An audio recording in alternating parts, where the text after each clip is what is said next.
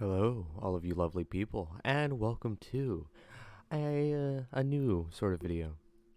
Now, I know it's been a little while, and of course, a couple things came up, new games, you know how it is.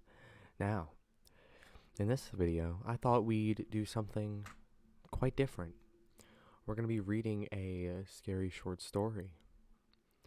Now, this story doesn't have a title, at least not one that I could find, but I found it to be pretty interesting. So let's get right into it, shall we? I awoke, lying in my bed. It felt stiff and uncomfortable. I sat up, recalling the nightmare I had just experienced. Something felt off, however. It felt so vivid, and yet I couldn't remember a thing. After sitting up and composing myself, I tried to stand up, holding onto my nightstand for support. Struggling to gain my balance, I made my way to the bathroom. The meds always help. It's not like they were hurting me, right? Opening the door to the cabinet, I grab one of the many bottles, most empty. I pour whatever pills were left into my hand, stopping for just a moment, wondering whether this was the right choice. Of course it is, isn't it? They help me, right? Before I could second-guess myself any longer, I swallowed the pills, not needing water after doing this hundreds of times before. I need to kill some time before they take effect. They can never just work. I always have to wait.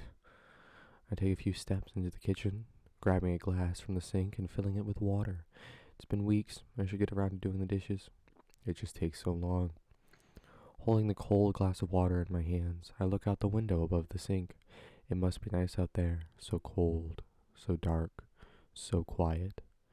I ponder what to do while I sip the water left in my glass. A walk would be nice. It seems so pleasant out there. Taking one more sip of water and setting the glass on the counter, I make my way to the door. As I open it slightly, a cold breeze rushes in and back out again, asking me to come with it. I do oblige, following it out into the street, seeing the lights dimly illuminating the street ahead.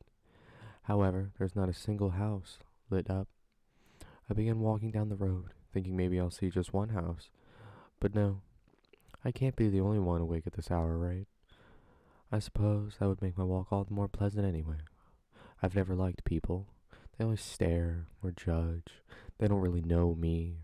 They don't know what I've been through. I just want to be alone. They always ask questions like, what can I do? Or do you need anything? They don't really care.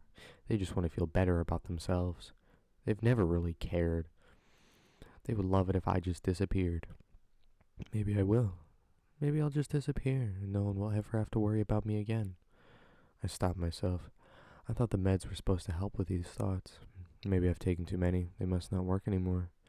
As I pass the last house on the street, I see something beautiful. There's a lake. The water is still. The moon is reflecting off the water, glistening in the night. There's a tree line on the other side, too dark to see into. Everything just seems to stop for a moment. I stand still, looking down at the water in front of me, seeing a dark reflection. Is it mine? Maybe it is, but it's not like I could tell anyway. I haven't looked in the mirror in months, let alone gotten out of bed.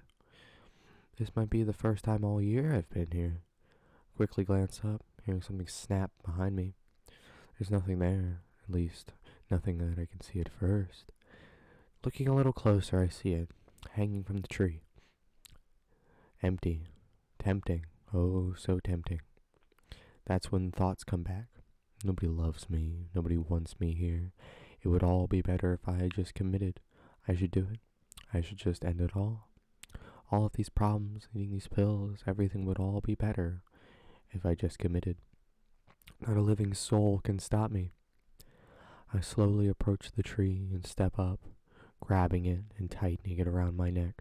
I take a deep breath and one more look at the view in front of me, letting it take away my breath for the last time. Then I leap, finally free. Now, I do hope you all enjoyed that story. I may not be the best narrator, of course, but I thought it was a interesting experience nonetheless. Now, of course, it's going to be relatively short, as it is a short story, but if you'd love to see more, do let me know. I'm definitely interested in doing this sort of video again. Now, with that being said, I do hope you all thoroughly enjoyed, and I will hopefully see you in the next one.